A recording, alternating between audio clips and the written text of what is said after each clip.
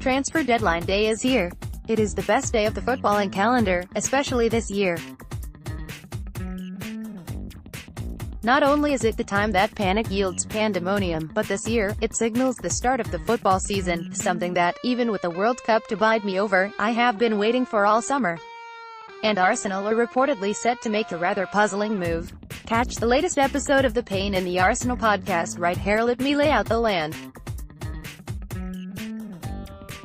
Calum Chambers was loaned out to Fulham earlier this week, with the clear reasoning being that the regular Premier League football he will receive is invaluable for his development and career. With Laurent Koscielny absent through injury until December at least, Konstantinos Mavropanos and Rob Holding were the only depth at the position behind a far from convincing starting pair of Shkodran Mustafi and Socrates.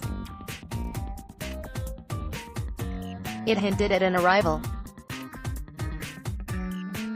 More from Pain in the Arsenal. If reports in Turkey are to be believed, and now in England, headlined by this piece in the London Evening Standard on Thursday afternoon, Arsenal are chasing the signing of Besiktas defender Domagoj Vida, the Croatian international impressing at the World Cup and allegedly being offered for £26.9 million.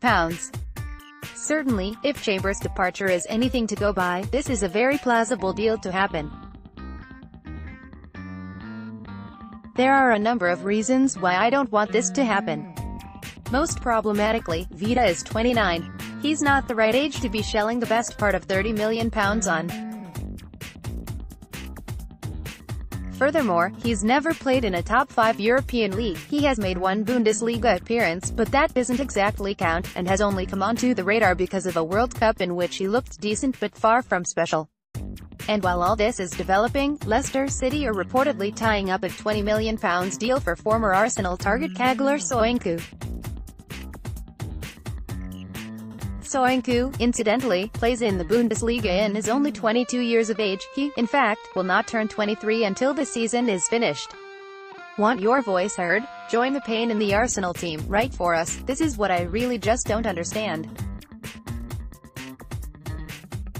Not only are Arsenal pursuing a centre-back that is old, unproven and very plausibly not good enough when they could have a better, younger alternative, but they are spending more in doing so, apparently when the budget is tight and sales will have to be undertaken to fund any signings. And it's not as if Soyuncu isn't highly rated by the club either, and they simply think that Vida is the better player. Soyuncu was one of the first centre-halves that Arsenal inquired about in early June. They rated him highly. The only reason an offer was not made is the price. Freiburg demanded £35 million. But that is no longer a problem. Soyuncu is set to move for less than Vida, his alternative recruit. Next, Arsenal vs Lazio, 3 players who impressed. I just don't get it. Not at all. It doesn't make sense. The timeline doesn't add up. The only reason I can think for all this is panic. Unfortunately, this time, it will not yield the positive pandemonium we were all hoping for.